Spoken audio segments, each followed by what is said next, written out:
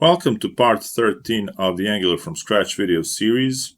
In this part, we're going to continue working with data in Angular, and specifically, I'm going to change the structure of the front-end array so that I have a somewhat weird nested structure right here so that we can inspect how to loop over it.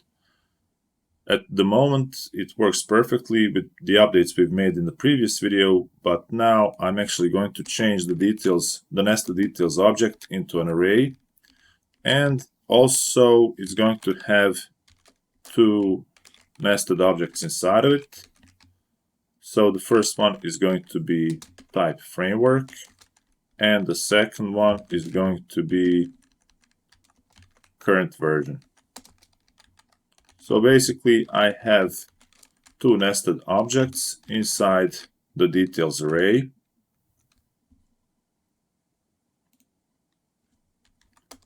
And then the entire thing is wrapped inside another object. So that's my new structure.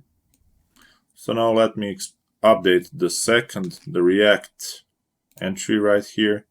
So I'll change details from what I have now to this, and let's copy this quickly so we don't have to type it, and change this to 18.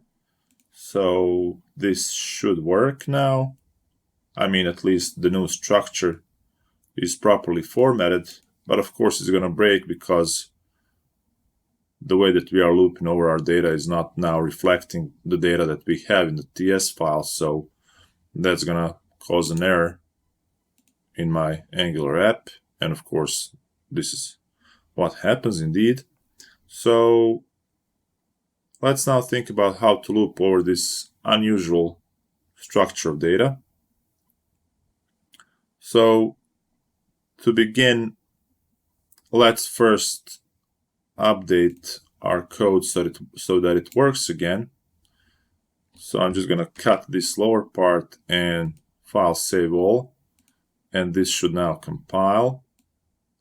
But I have an incomplete table now, and what I need to do is basically what I'm doing here, I'm looping over the f of front ends. So I'm looping over the objects that I have here, over the two objects, and that's why I get Angular and React. But now I need to additionally loop over each of the nested details properties inside these objects. So in order to do that, I'm going to have to use another ngFor, but now I have an issue of basically what element can I use to loop over an ngFor, to have another ngFor to loop over these nested properties. And actually there's a pretty cool solution for this. So instead of typing it all out, let me just copy and paste the code that I already have prepared.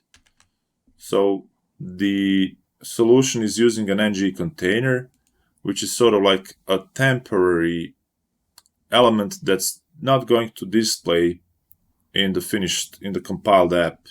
So basically what it's going to do is going to perform a loop, and it's going to run it in such a way that it's going to build this stuff that is inside of it, but it's not going to actually show a wrapping div, so to say. So there's no wrapping div around these TDs right here.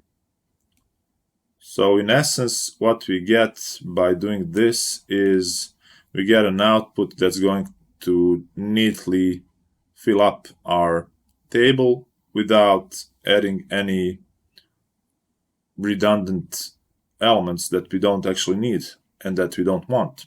So let's see how this inner loop works. So we have just another ngFor, and then I'm doing let d of f details. So I'm capturing each of these nested arrays. And then basically I'm saying ngIf.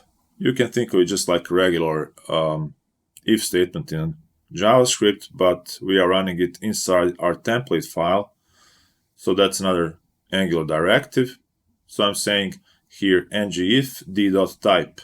So if this details array has a type entry, I'm just gonna display this details type. And if it has the current version entry, then I'm just going to display the current version. And because it's looping, it's going to go over each of the D of F details. So frontends is now f.details accesses the inner array, and then based on the ngIf, if the details has the type entry, then we're going to display the type, and if it has current version, then we're going to display current version. So now that we have this structure, let's save everything.